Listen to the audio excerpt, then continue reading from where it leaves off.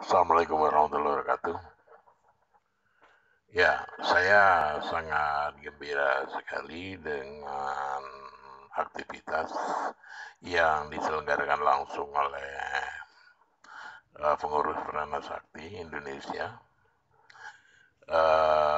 di mana telah berhasil menyelenggarakan pertemuan-pertemuan virtual. Eh, saya berharap tradisi ini terus berjalan, tetapi sebaiknya memang kita harus memiliki perencanaan untuk pembicaranya, tentu tidak terlepas dari upaya-upaya untuk mengembangkan diri. Jadi dengan demikian tentu merupakan kewajiban bagi pengurus pusat untuk uh, mendeteksi siapa-siapa anggota PS, baik pusat maupun daerah yang memiliki potensi untuk bisa memanfaatkan komunikasi dengan cara Zoom itu, agar dia juga akan lebih berkembang bisa kita sekarang ini. Banyak aspek dan tentulah variabel-variabel, di mana variabel-variabel itu unsur yang sangat, maka saya memilih pembicaraan tentang sakti itu terdiri dari 3. Ya, variabel yang pertama tentang gerak dan jurus, terus variabel yang kedua tentang sistem pernapasan, serta variabel yang ketiga Islamnya, di mana akidah itu penuhnya mengacu kepada akidah, maksudnya akidah dan kaidah Prana Sakti, di mana akidah dan kaidah Prana Sakti itu sepenuhnya mengacu pada akidah dan kaidah Islam.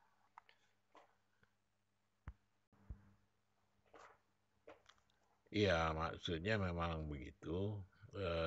Dari pertemuan itu yang kita harapkan itu terjadinya komunikasi yang baik antar sesama warga Prana Sakti. Nanti akan menjadi besar manakala warga Prana Sakti yang kita bertebaran, keberadaan kita ada di mana-mana ini akan menjadi baik manakala kita memiliki sistem komunikasi yang baik. Dengan sistem komunikasi yang baik, nanti akan mampu menyatukan pemikiran kita, baik visi maupun misi daripada kehadiran kita di organisasi itu, kehadiran kita di Prana Sakti maksudnya. Dan dengan kesatuan visi dan misi itu akan menambah kualitas yang baik dari keberadaan kita di Prana Sakti itu. Kita sama-sama memiliki hasil yang baik. Dari hasil yang baik itulah maka nanti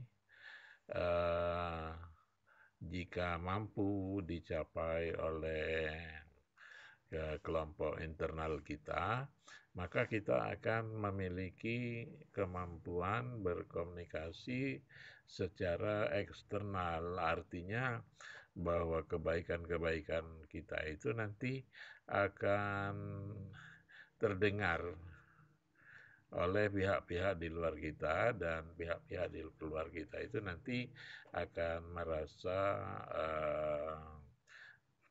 tertarik untuk bergabung ke kita. Jadi rumusnya manakala secara internal kita memiliki bangunan sistem komunikasi yang baik, maka nantinya sistem komunikasi secara eksternal itu akan menjadi baik pula. Itu yang kita harapkan.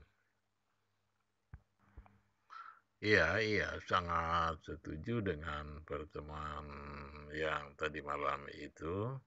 Tetapi sebaiknya setelah terjadinya pertemuan itu pengurus melakukan evaluasi atas hasil pertemuan itu dan menentukan langkah-langkah perbaikan-perbaikan ya untuk diterapkan di dalam pertemuan berikutnya. Ya, kita membutuhkan semacam narasumber ya. Kita butuh semacam narasumber yang kemungkinan narasumber itu ada di berbagai daerah kemungkinannya. Dan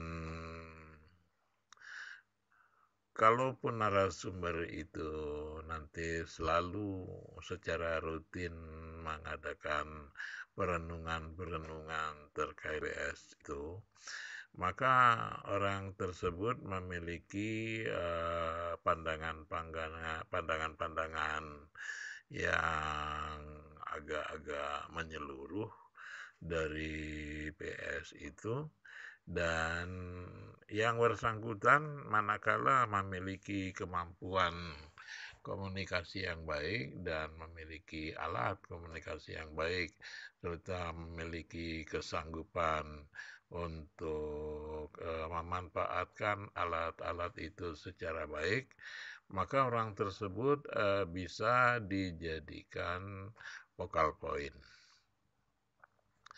Focal point itu untuk gampang-gampangnya kita sebut sebagai juru bicara atau corong.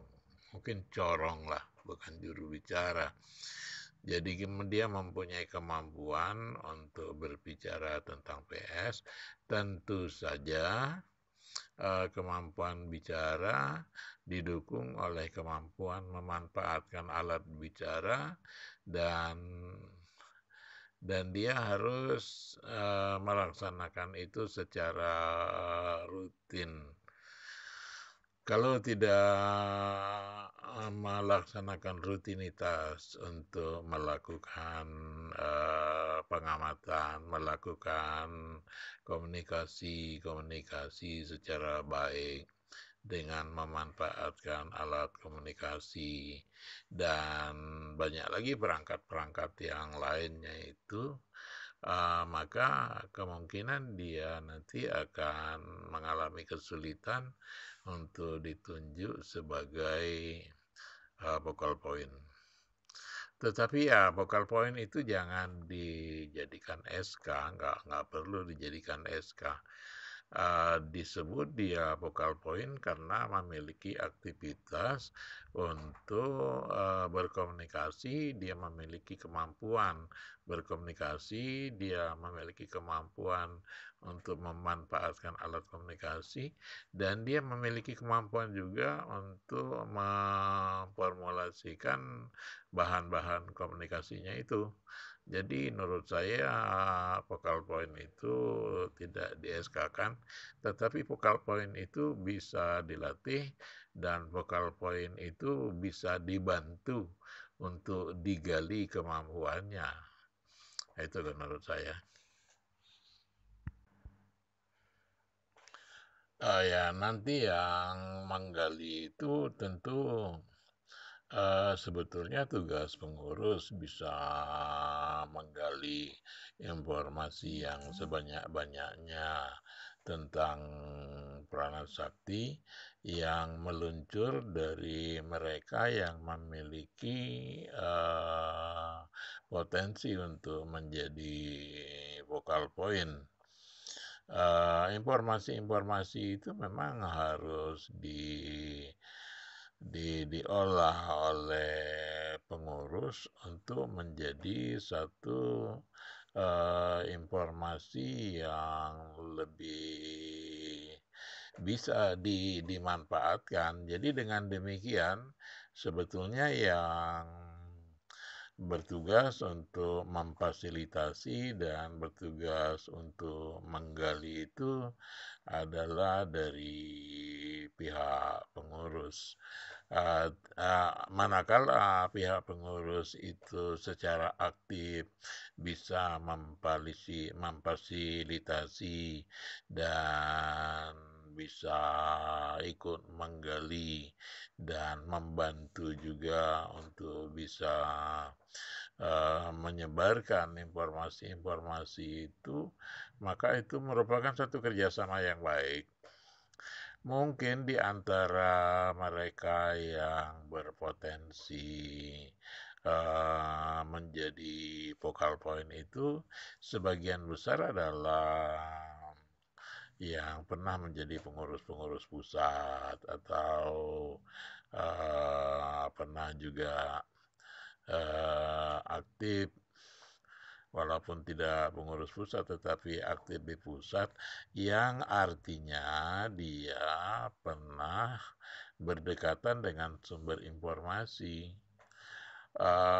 Focal point itu yang dibutuhkan adalah memiliki sejumlah informasi yang banyak sekali dan mampu mengolah informasi yang didapatkan dari berbagai sumber itu menjadi informasi-informasi yang benar-benar dibutuhkan oleh Pranasakti. Jadi memang untuk jadi focal point itu dia harus bekerja. Dan kami tentu saja sangat berharap munculnya orang-orang yang memiliki kemampuan untuk menjadi focal point, terserah dari mana saja, apakah dia dari pengurus pusat atau ada di pusat atau ada di mana, dan dimanapun tidak menjadi persoalan. Dan yang paling penting bahwa informasi-informasi itu adalah sejalan dengan apa yang kita dapatkan atau garis-garis yang telah ditetapkan oleh Guru Besar Pranasakti, baik oleh Bang Aspan dahulu maupun Bang Jen yang sekarang ini sebagai guru besarnya. Begitu.